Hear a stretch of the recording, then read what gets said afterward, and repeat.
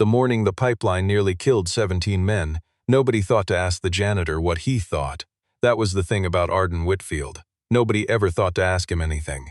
He pushed his cart through the hallways of Coastal Energy Solutions regional headquarters in Halifax every morning at 6:15, and the engineers walked past him the same way they walked past the water cooler or the fire extinguisher on the wall. Something that existed in the background, something the building simply required. He was 51 years old, broad across the shoulders, with hands that had been rough since he was 19. He wore a gray uniform with his name stitched above the left pocket in blue thread, and he kept his head down and he did his work and he went home. Home was a rental on Gottingen Street, 3rd floor, the one with the kitchen window that never closed properly in winter. Home was also his son, Owen. No, not Owen, his son Isaac.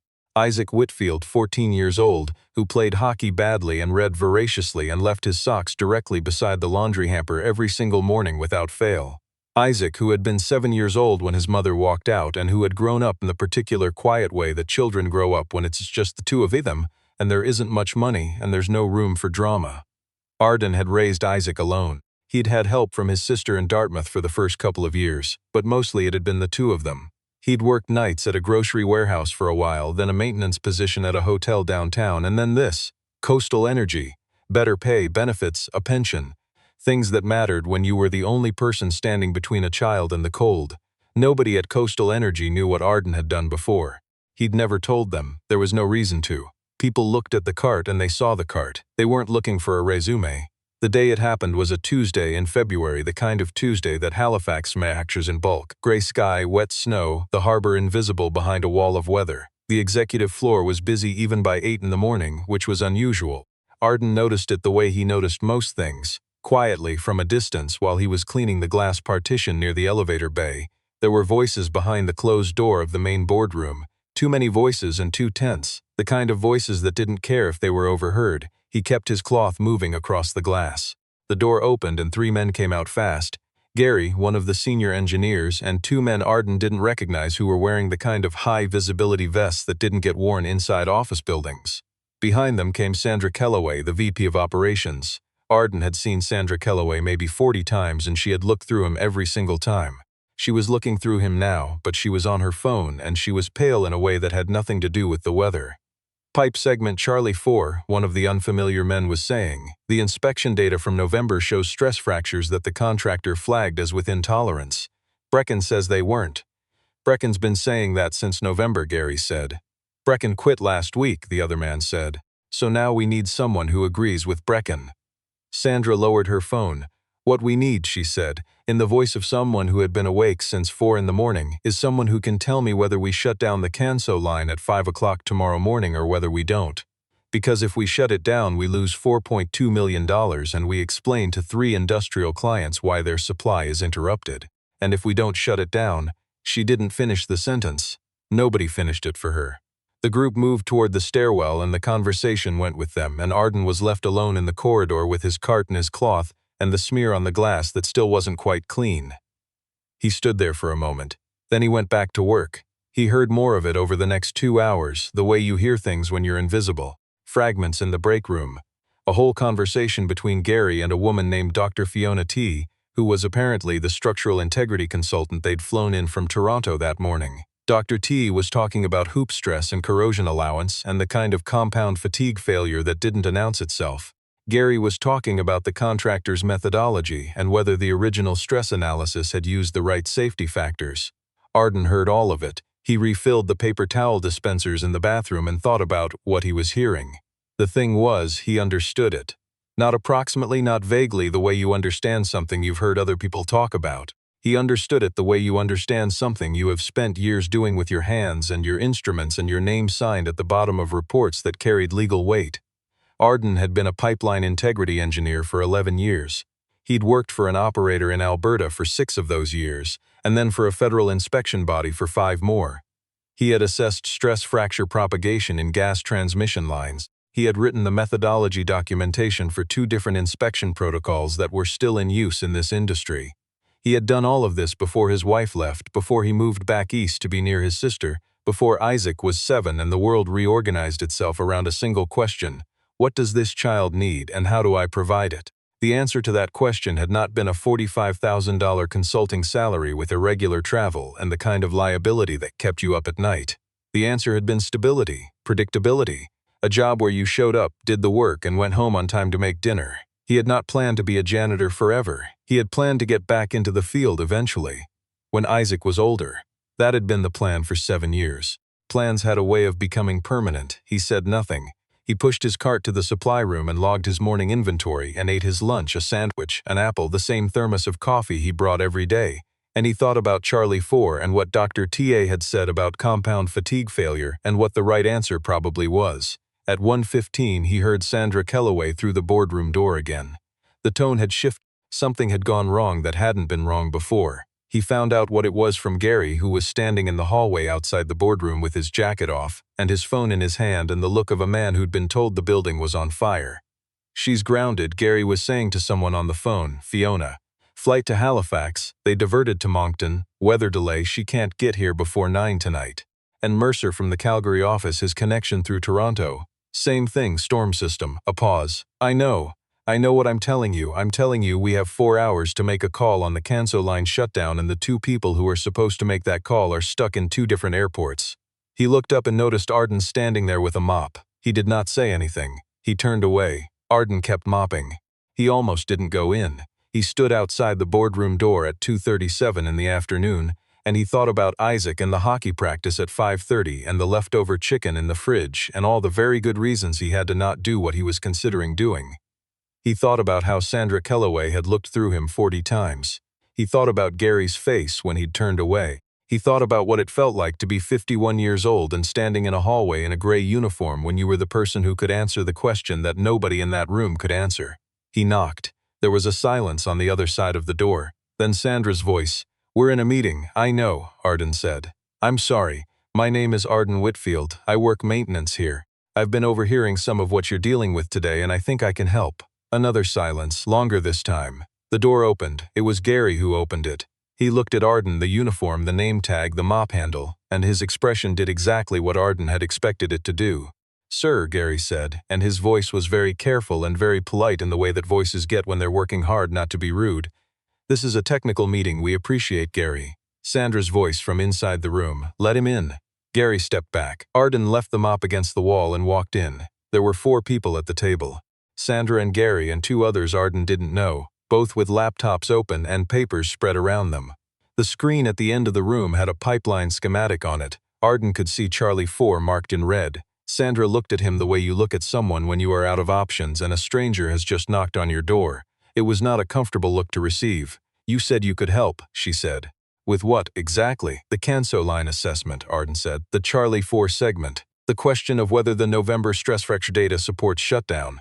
The room was very quiet. "What do you know about pipeline integrity assessment?" one of the people he didn't know asked. She said it neutrally, not unkindly, but she was looking at his name tag. "I used to do it," Arden said.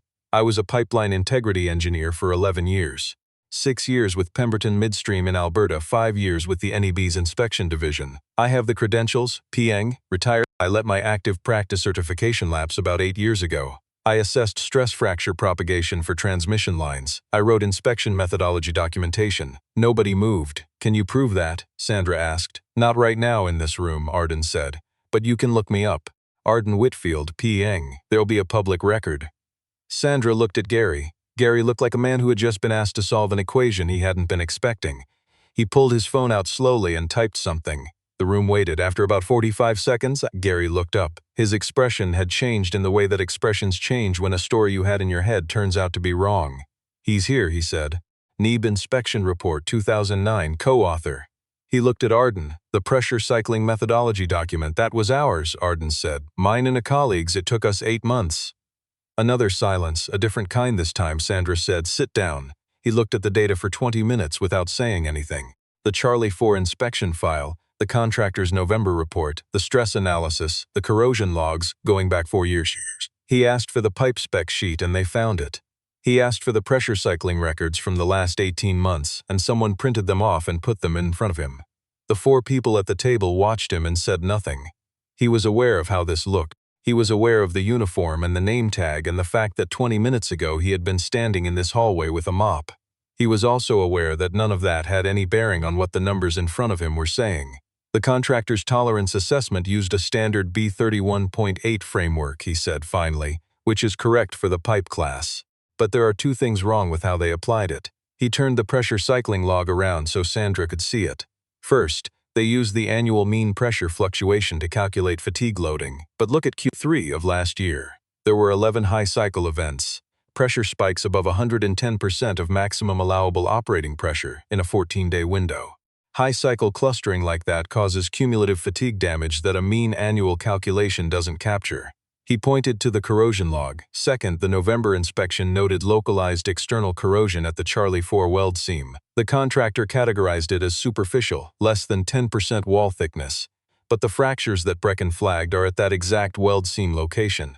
External corrosion at a weld seam in a segment with high cycle fatigue loading doesn't behave the way isolated corrosion does. The stress concentration factor is different.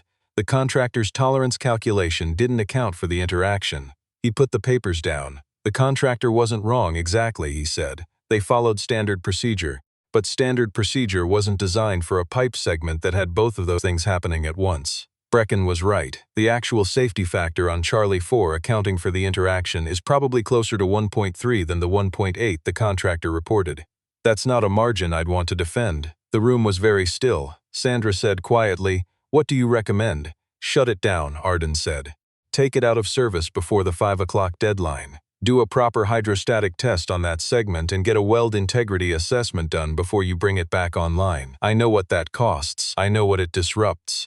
But the alternative is a failure event on a gas transmission line, and I don't think that's a trade you want to make." Silence. Then one of the people he didn't know, the woman with the laptop, said, "Can you write that up, what you just told us, as a formal technical opinion?" Arden thought about it. "I can write up the analysis," he said. "You'll want Fiona Ted to review it when she lands. And you should have your legal team note that my practice certification is lapsed. I'm not signing off as a currently licensed PN. I'm giving you the technical basis for a decision that your licensed engineers will need to own." "That's fair," Sandra said. She was looking at him differently than she had before. Not with the expression of someone looking through a piece of furniture, with the expression of someone who had made a significant error of assumption and was in the process of understanding what that meant. "Can I ask you something?" she said. "Sure, why are you here, working here, doing this?" She didn't gesture at the uniform exactly. She didn't need to. Arden was quiet for a moment. "I have a son," he said. "He was 7 when I came back to Halifax. I needed to be home. I needed to be there when he got off the school bus and there when he woke up with a fever at 3 in the morning and at his hockey games on Saturday, even when his team lost by 8 goals, which they did a lot the first couple of years." A small pause. "The engineering work I was doing, it was good work, I'm proud of it, but it was irregular and it was demanding, and I couldn't do it and be the kind of father I needed to be at the same time. So I made a choice. And you just didn't tell anyone what you used to do?" "Nobody asked," Arden said simply. She didn't have an answer for that. He wrote the analysis in Gary's office, using Gary's computer, Gary standing off to one side like a man who had been displaced from his own furniture and hadn't quite worked out how he felt about it. It took Arden an hour and 40 minutes. He was thorough. He sourced every reference, laid out the fatigue interaction calculation step by step, noted the limitations of his analysis and the assumptions he'd made. When he was done, he read it back once and changed 2 sentences, and then he saved it and stood up. "That should give your team what they need to make the call," he said. Gary looked at the document on the screen. He was quiet for a long moment. "I've been doing pipeline work for 19 years, he said finally. "I would not have caught the high cycle clustering interaction. I don't think most people would have. It's easy to miss," Arden said. "The standard procedure doesn't flag for it." "That's not an excuse," Gary said. "That's the problem." It was the most honest thing Arden had heard anyone say all day. Sandra Kellaway called him at home at 9:30 that evening. Isaac had already gone to bed. Arden was sitting in the kitchen with the window that didn't close properly, the cold coming through the gap the way it always did, and he had a cup of tea and he was reading. "We shut down the Canso line at 5, Sandra said. "Hydrostatic test is scheduled for Thursday. Fiona T landed at 9. She reviewed your analysis on the drive from the airport. She says your interaction assessment is correct and she's going to formally co-sign the technical opinion in the morning." "Good," Arden said. "I want to talk to you," Sandra said. "Not on the phone, tomorrow if you're available, or the day after." "I'm at work tomorrow," Arden said. A brief pause. "I know," she said. "I mean, yes, of course, I'll come to you." He almost said that's not necessary, but he didn't. He said, "All right." She came to the break room on his morning break. He had his thermos and she had coffee from the executive floor machine that was better than anything on this floor, and she sat across from him at the small table like it was the most natural thing in the world, which it wasn't, but she was trying, and he gave her credit for that. "I've been thinking about this since yesterday," she said. "About what you said, that nobody asked." "It's fine," Arden said. "It's not though," she said. "Is it? It's actually not fine. You have knowledge that this company needed and we didn't know we needed it and we wouldn't have known to look for it because we were looking at the uniform instead of the person." Arden didn't say anything. He drank his tea. "I want to offer you something," Sandra said. "Not as an apology exactly, more as a correction. We have a technical advisory role that's been open for 8 months. It's part-time, structured as a contract. It's designed for people with field expertise who consult on inspection protocol questions. It would not require you to hold active practice certification. The licensed engineers make the final call. You provide technical input. The hourly rate is considerably more than what you're earning now." She paused. "It also has flexible scheduling. We structured it that way because we were trying to attract retired practitioners." Arden put his thermos down. "Isaac is 14, he said. It wasn't an answer to her offer. It was just the first thing that came out." "I know," Sandra said. "You mentioned him yesterday. He plays hockey on Saturday mornings and he reads too much and he leaves his socks next to the laundry hamper. Every day. Like the hamper is a suggestion." He stopped. "I don't know why I'm telling you that, because it matters," Sandra said. "Because that's why you're here and you've been here for 8 years and it was the right decision. I'm not asking you to undo that. I'm asking if there's a version of this where you do both." He looked out the window. The harbor was visible today. The weather had cleared. He thought about the Charlie 4 analysis and how it had felt to look at that data and see it, to actually see it the way he used to. He thought about Gary saying "I would not have caught it" and meaning it. He thought about Isaac at 14 who didn't need him at 3 in the morning much anymore and would need him differently in a year and differently again the year after that. He thought about the plan that had become permanent. "The hours would need to work," he said. "We can make the hours work, and I'd want to stay on maintenance. Part-time, Reem. I'm not ready to let that go entirely. I know that probably sounds strange." Sandra looked at him steadily. "It doesn't sound strange at all. I'll think about it," he said. She nodded. She picked up her coffee and she stood, then she stopped. "Arden," she said, "for what it's worth. The 17 people who work the Canso line, the ones who go home to their families Thursday morning because the line was shut down when it was. They won't know your name. There'll be no record that says who caught it. The technical opinion will have Fiona's name on it." "That's fine," Arden said. "That's how it should work." "Maybe," Sandra said. "But I know, and Gary knows, and I don't think either of us will forget it." She left. Arden sat alone in the break room for the remaining 4 minutes of his break. The window faced east and the morning light was coming through it in the flat, clean way it does in February after a storm has passed and the sky has nothing left to prove. Then he rinsed his thermos, put it in his bag, and went back to work. He called his sister that night. She lived in Dartmouth still, in the same house she'd bought in 2004, and she picked up on the second ring the way she always did. Something happened, she said, before he could say anything. She'd always been able to tell. Something happened, he agreed. He told her about it, all of it. Charlie 4 in the boardroom and the analysis and Sandra Kellaway's offer. His sister listened without interrupting, which was not her natural state. When he finished there was a silence and then she said, "Arden, yeah, are you crying? No, you sound like you're crying." "I'm not crying, Denise." "Okay," she said. "Good, because this is not a crying situation. This is a finally situation. It's about time, you ridiculous man." He laughed, first time all day. "Isaac know?" she asked. "I'm going to tell him when he gets home. How do you think he'll take it?" Arden thought about Isaac, 14 years old, who had grown up watching his father leave at 6 in the morning in a gray uniform, and who had never once asked why, never once seemed to think it required explanation, who had simply accepted that this was what his father did because his father was there for everything that mattered, and that was the only calculation that had ever made sense to either of them. "He'll tell me I should have done it sooner," Arden said. 14-year-olds are often right, Denise said. He said good night. He hung up. He sat in the kitchen in the particular quiet of a house where a child is sleeping in the next room and everything is all right. Outside Halifax was dark and cold and going about its business. Somewhere up the coast, a gas transmission line that had been shut down that afternoon was waiting in the dark for Thursday's test. 17 people who didn't know Arden Whitfield's name were home with their families. It was enough. It had always been enough. He put his cup in the sink and turned off the light and went to bed.